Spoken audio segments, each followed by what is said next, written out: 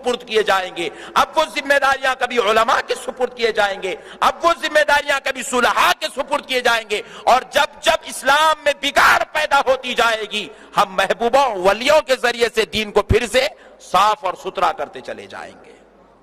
تو اللہ رب العزت نے نبوت والا کام، نبوت والی ذمہ داری والا کام، نبوت کی وجہ سے جو انسانوں کو ہدایت ملتی تھی، پھر اس ہدایت والا کام اللہ نے نبی کے غلاموں سے لیا، نبی کے پاک اور ایمان والے امتیوں سے لیا، اور اکثر و بیشتر اللہ نے اس کام کے لیے آل نبی کو منتخب فرمایا، اور ان آل نبی میں حضرت سیدنا غوث الورا رضی اللہ تعالیٰ عنہ کا نام امام حسین کے بعد سر فہرست آتا ہے۔ کہ معزز سامعین کرام، حضرت سیدنا غوث الورا رضی اللہ تعالیٰ عنہ کا دور، کیونکہ اللہ رب العزت کا ایک نظام ہے، قدرتی نظام، مولا رب العزت جب یہ دنیا کا مالک ہے تو اس دنیا کے بارے میں آپ کو جتنی فکر ہے، مجھ کو جتنی فکر ہے، اس سے کروڑوں اربوں خربوں زیادہ فکر مالک کو ہوگی۔ جب جب اس دنیا کو جس انداز سے چلانا ہے وہ خدا بہتر جانتا ہے کہ اس میں کیا چیز کی ضرورت ہے، کیا چیز کی ضرورت ہے، کون سی ضرورت کی پوری کی جائے، کون سی ضرورت زیادہ ہو گئی تو اس کو کیسے ختم کیا جائے، کیسے کم کیا جائے، کیسے تباہی کو روکا جائے، کیسے گندگی کو روکا جائے، کیسے اسلام کے دشمنوں کو مٹایا جائے، یہ مولا بہتر جانتا ہے۔ ساری دنیا کی اپنی ترکیب ایک طرف، خدا کا اپنا فیصلہ ایک طرف۔ تو میرے پیارے بزرگوں اور دوستو، الغرض اللہ رب العزت نے جب دیکھا کہ حضور سیدنا غوث الورا رضی اللہ تعالیٰ عنہ کا دور آیا، اللہ رب العزت نے چاہا کہ اب اس زمانے میں ایک ایسے ولی کو پیدا کیا جائے، ایک ایسے محبوب کو پیدا کیا جائے، ایک ایسے انسان کامل کو پیدا کیا جائے جس کو دیکھنے کے بعد دنیا اس بات کو سوچنے پر مجبور ہو جائے کہ جب ایسا انسان جس خدا کو سجدہ کرتا ہو، ایسا انسان جس نبی کا کلمہ پڑھتا ہو، ایسا انسان جس قرآن کو مانتا ہو، ایسا انسان جس حدیث کو مانتا ہو، تو پھر ماننا ہی پڑے گا۔ جب اتنا کامل ہو کر وہ اس خدا کو مانتا ہے تو پھر میں ناقص ہو کر اس کے خدا کا انکار کیسے کر سکتا ہوں؟ تو جنہوں نے بھی غوث اعظم کو دیکھا تو غوث اعظم کو خدا نہیں کہا، بلکہ غوث اعظم جس کو خدا کہہ رہے ہیں اس نے اس کو خدا کہنا شروع کر دیا۔ غوث اعظم جس کا کلمہ پڑھ رہے ہیں، دیکھنے والا غوث اعظم کی طرح کلمہ پڑھنا شروع کر دیا۔ غوث اعظم جس کتاب کو مانتے ہیں، دیکھنے والا اس کتاب کو ماننے پر مجبور ہو گیا۔ غوث اعظم کی صحبت میں بیٹھنے والا غوث اعظم کی طرح خدا کو سجدے کرنے پر مجبور ہو گیا، کیونکہ غوث اعظم کو اللہ نے ایسا کردار، ایسی شان اور ایسی رفعت دے کر دنیا میں مبعوث فرمایا تھا کہ صدیوں اور سالوں میں بھی ایسی مثال دنیا میں مل نہیں سکتی۔ اللہ نے بے مثل و مثال، بے نظیر ذات بنا کر غوث اعظم کو دنیا میں مبعوث فرمایا تھا۔ تو الغرض پیارے بزرگوں اور دوستو، آپ ایک بات اس چیز سے اندازہ کر لیجئے، اللہ نے جب غوث اعظم کو پیدا کرنا چاہا تو کیسی زوات کا انتخاب فرمایا، کیسے ماں باپ کا انتخاب فرمایا، کیسے مرد اور ایک عورت کا انتخاب فرمایا۔ دیکھیے حضرت غوث اعظم رضی اللہ تعالیٰ عنہ کے والد، جن کے تعلق سے روایات بیان کی گئی ہے، جن کے تعلق سے علماء اور صوفیاء نے لکھا ہے کہ ان کا نام حضرت دوست رحمت اللہ علیہ تھا۔ حضرت دوست رحمت اللہ علیہ اپنی جوانی میں اتنے تقوی کے پابند، اتنے پرہیزگار، اتنے بڑے عابد اور اتنے بڑے زاہد تھے کہ معزز سامعین کرام، حضرت غوث پاک رضی اللہ تعالیٰ عنہ کے والد محترم کے بارے میں بیان کیا جاتا ہے کہ آپ کی جوانی کی عمر تھی، آپ انتہائی درجے کے پابند شخصیت تھے، انتہائی درجے کے پابند انسان تھے، اور تقوی آپ کے رگ و ریشے میں بسا ہوا تھا، مجاہدہ آپ کی عادت بن چکی تھی، خدا کی عبادت آپ کی فطرت بن چکی تھی، اللہ اللہ کی تسبیح آپ کی زبان کی حرکت بن چکی تھی، آپ کی ایک ایک ادا خدا کی ذات کے مظہر ہونے کا ثبوت دے رہی تھی۔ مگر معزز سامعین کرام، ذرا غور کیجئے، حضرت دوست رحمت اللہ علیہ جو غوث پاک کے والد ہیں، وہ ایک بار نہر سے گزر رہے تھے، مجاہدہ کر رہے ہیں، جنگل و بیاباں میں ہیں، مجاہدے کے عالم میں ہیں، اور آپ ریاضت میں لگے ہوئے ہیں، انتہا درجے کی بھوک لگ رہی ہے، شدت میں ہیں آپ۔ تو پیارے بزرگوں اور دوستو، کیونکہ دوران مجاہدہ اولیاء اللہ کا یہ معمول رہا کہ وہ لوگ کھانے کی طرف توجہ نہیں کرتے، وہ اپنی ازواج کی طرف توجہ نہیں کرتے، وہ اپنے گھر بار کاروبار تجارت کی طرف توجہ نہیں کرتے، یہ ساری چیزوں کو چھوڑ کر صرف اللہ ہی اللہ کے ہو کر رہ جاتے ہیں۔ اسی منظر اور عالم سے ایک جوان نوجوان حضرت دوست رحمت اللہ علیہ گزر رہے تھے کہ پیارے دوستو کہ آپ ایک نہر کے پاس سے گزر رہے ہیں، شدت کی بھوک لگ رہی ہے، مجاہدہ اپنی انتہا کو پہنچ چکا ہے، فاقہ اپنی انتہا کو پہنچ چکا ہے۔ حضرت دوست نے دیکھا کہ نہر سے ایک سیب جا رہا ہے، آپ اس سیب کو اٹھائے، آپ نے چاہا کہ اگر میں اسے کھا لوں تو کچھ تو میری تڑپ میری بھوک میں کمی ہوگی۔ آپ بس منہ میں لے جا کر اس سیب کو قطرتے ہی ہیں، خیال آتا ہے اللہ اکبر کہ میں نے یہ سیب کیسے قطر دیا جبکہ میں نے اس کے مالک سے اس کو معاوضہ بھی ادا نہیں کیا۔ اس سیب کے جس باغ کا یہ سیب ہے اس باغ کے مالک کو میں نے معاوضہ بھی نہیں دیا۔ یہ سیب جس انسان کے باغ کا ہے میں نے اس سے اجازت بھی نہیں لی، میں نے یہ سیب کیسے قطر دیا؟ کھائے نہیں، صرف منہ میں لے کر قطرتے ہیں، خیال آتا ہے نکال لیتے ہیں۔ آپ ذرا اندازہ کیجئے مجاہدے کا عالم کیا ہے کہ پیارے دوستو اب اس نہر کی طرف چل پڑتے ہیں، دیکھتے ہیں کہ وہ سیب کہاں سے آ رہا تھا نہر میں، بس دیکھتے ہی چلے جاتے ہیں۔ پتہ چلتا ہے کہ ایک باغ کی ڈغالیاں، سیب کے جھاڑ جو ہے دریا کی طرف نہر کی طرف جھکے ہوئے ہیں، اس کا سیب گرا ہوا ہے اور وہ پانی کے ذریعے جا رہا تھا۔ غوث پاک کے والد نے اسے استعمال کیا تو آپ اب اس باغ کے مالک کے پاس جاتے ہیں۔ وہ جو مالک تھے وہ کوئی عام انسان نہیں تھے، اس زمانے کے اولیاء اللہ کے سردار تھے، ان کے باغ کا وہ سیب تھا۔ جب انہوں نے جا کر پوچھا کہ میں نے یہ سیب کو استعمال کیا ہے، میں نے اسے منہ میں لگا کر قطر دیا ہے، میں مجاہدے سے گزر رہا تھا، بڑے دن سے بھوکا ہوں، انتہا درجے کی فاقہ کشی سے گزر رہا تھا، بھوک شدت سے ستا رہی تھی تو میں نے اسے کھا لیا۔ تو آپ نے سوچا کہ یہ نوجوان کوئی معمولی نوجوان نہیں ہے جو سیب کے قطرنے کا معاوضہ اور اس کے قطرنے کے معاوضے کا بدلہ دینے کے لیے آیا ہے، قطرنے کا معاوضہ چکانے کے لیے آیا ہے۔ سمجھ گئے کہ یہ کوئی معمولی نوجوان نہیں، یہ تو اپنے تقوی میں مرکز بنا ہوا ہے، یہ تو مجاہدوں میں سب کا امام بنا ہوا ہے۔ انہوں نے کہا تم نے کیسے قطر دیا؟ تمہیں تو اس کا معاوضہ دینا ہی پڑے گا۔ پوچھے حضرت کیا دینا پڑے گا؟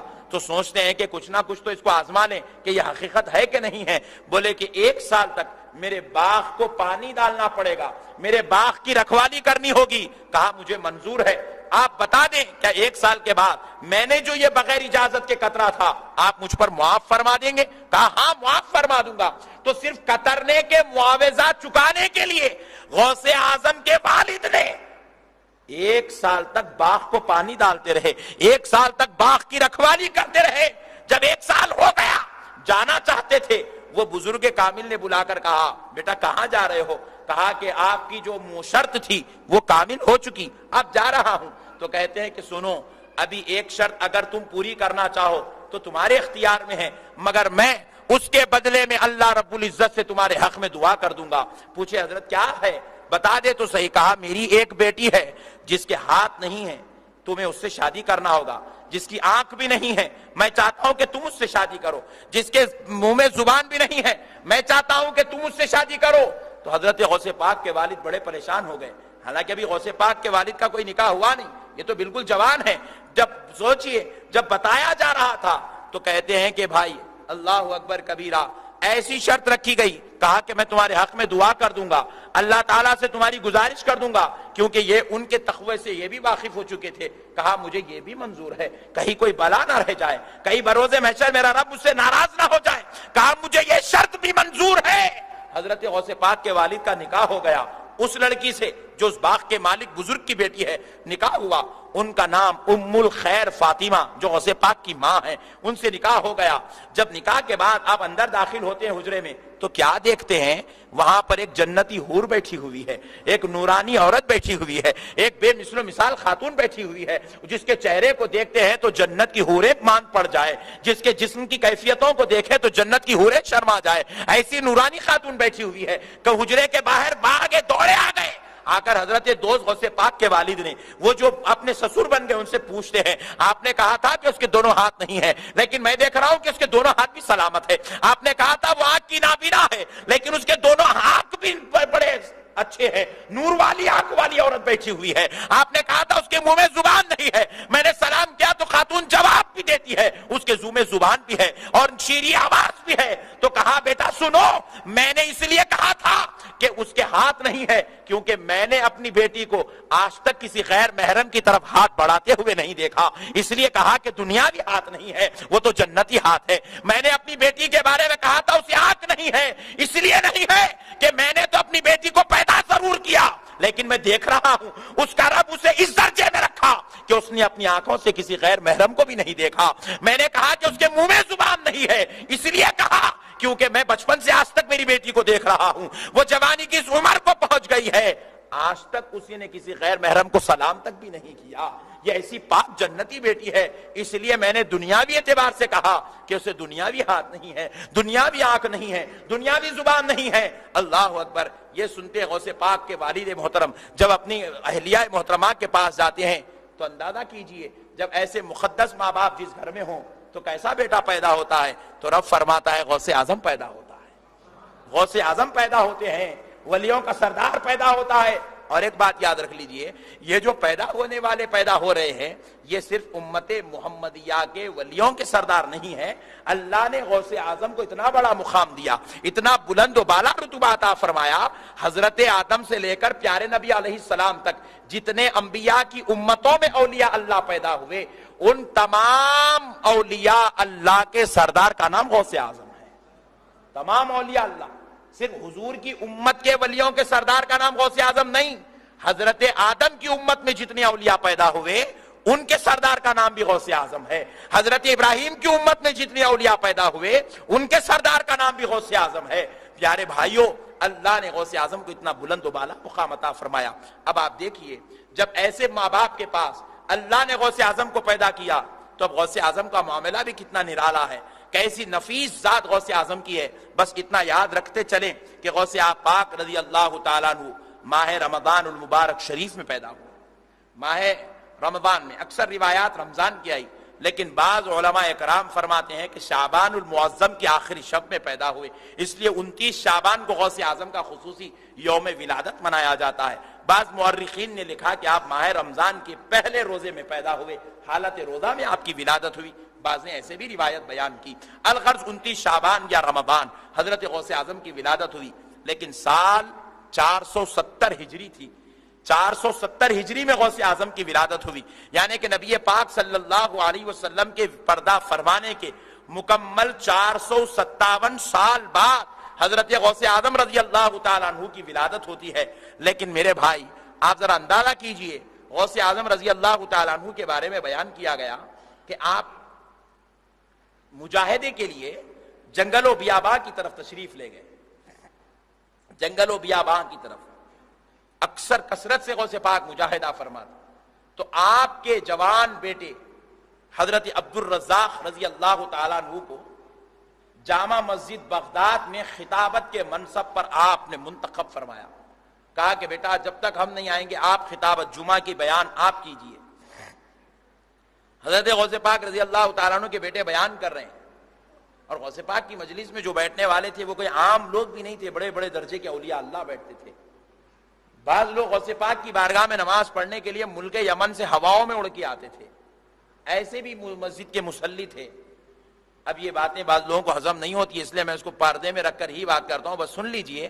غوث اعظم کا جو جلسہ ہوتا تھا، غوث اعظم کا جو جمعہ ہوتا تھا وہ عالمی جمعہ ہوتا تھا، جس میں سارے عالم کے لوگوں کی شرکت ہوا کرتی تھی، خصوصاً اولیاء اللہ کی آمد اس مجلس میں ہوتی تھی۔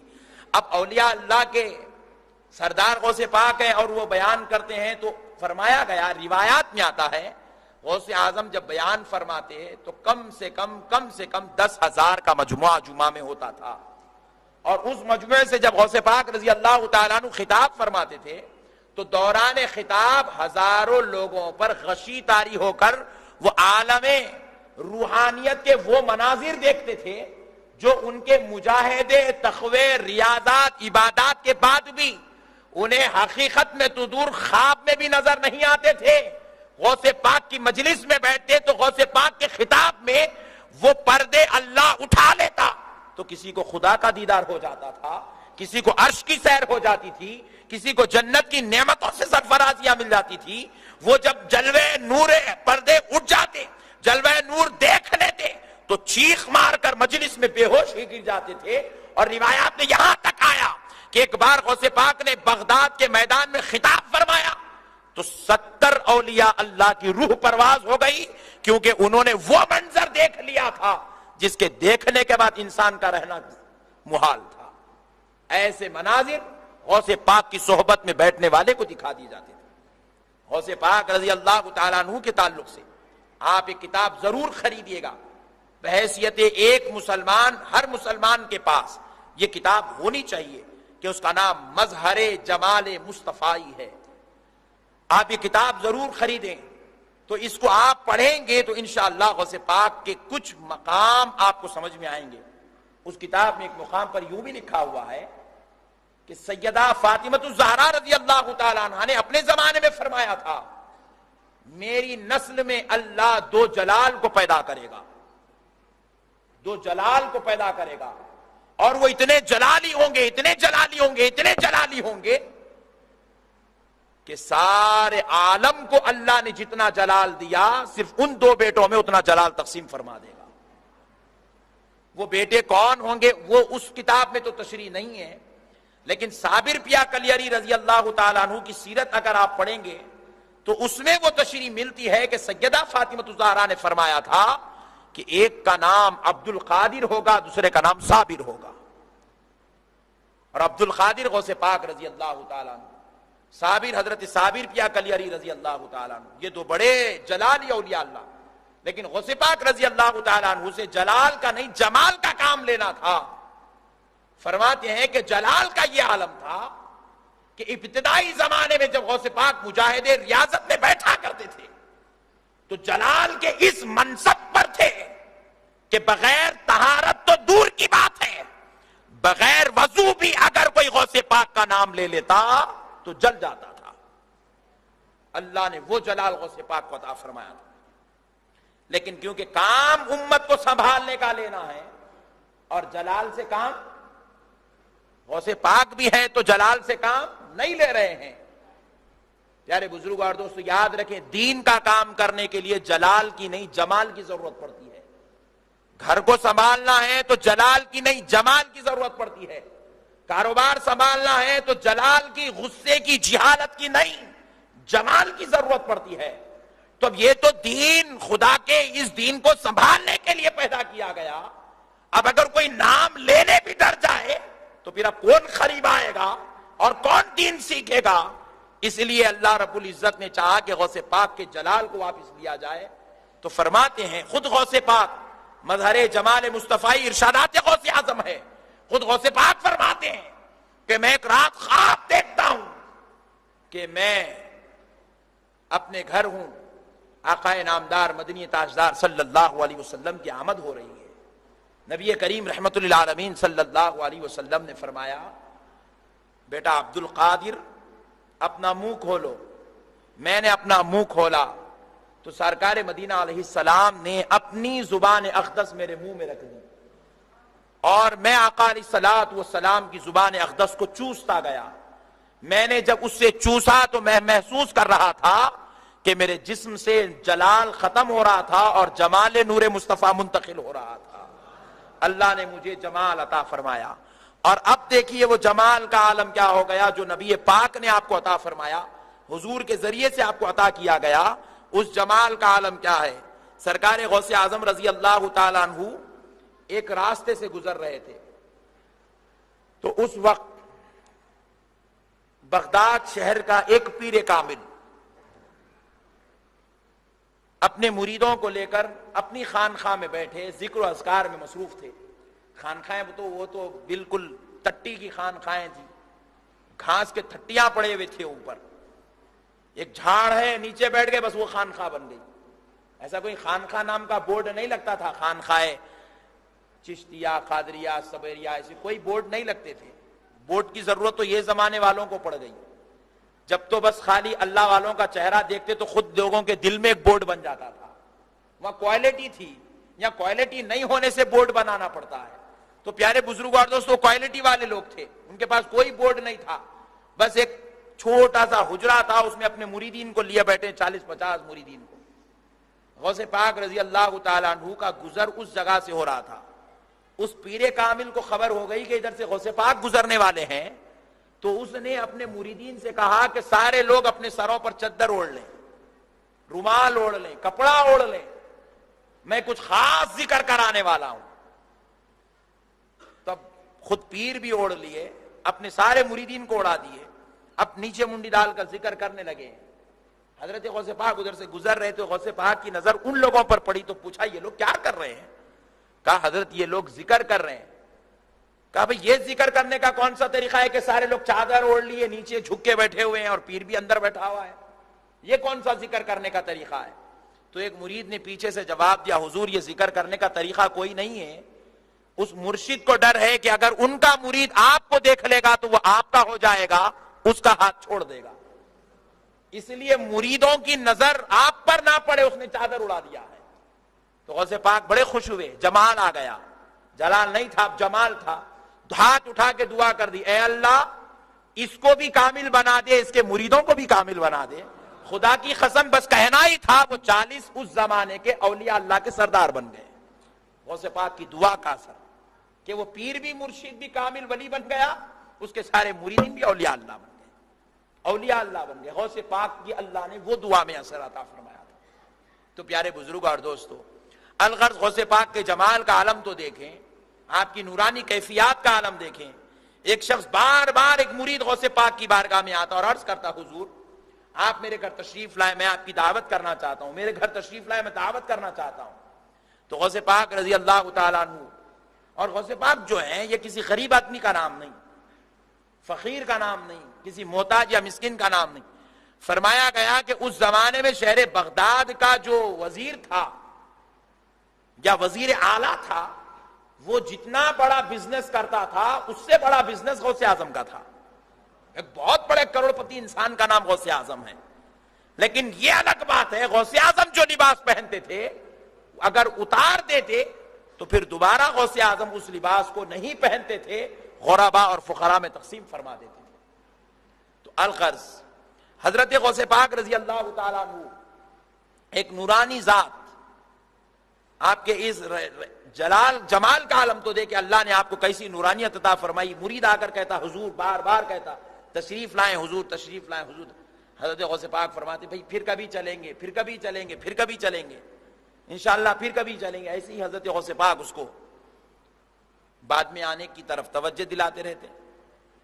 ایک بار وہ شخص آیا, غوث پاک رضی اللہ تعالیٰ عنہ فرماتے ہیں کہ بس آج ہم تمہارے پاس چلیں گے. وہ ہر بار آتا تھا تو تیاری کر کے آتا تھا کہ اگر آ جائیں حضرت تو کھانا وغیرہ ہے, انتظام بہترین, مرغ مسلم بنا کے آتا. لیکن غوث پاک رضی اللہ تعالیٰ عنہ کے پاس آیا, اس نے کہا کہ بھئی حضرت ہر وقت کہتے ہیں بعد میں چلوں گا, آپ چلنے والے تو نہیں ہیں, کم از کم ملاقات تو کر لیں. کچھ بھی تیاری نہیں کیا, ملاقات کی غرض سے آیا.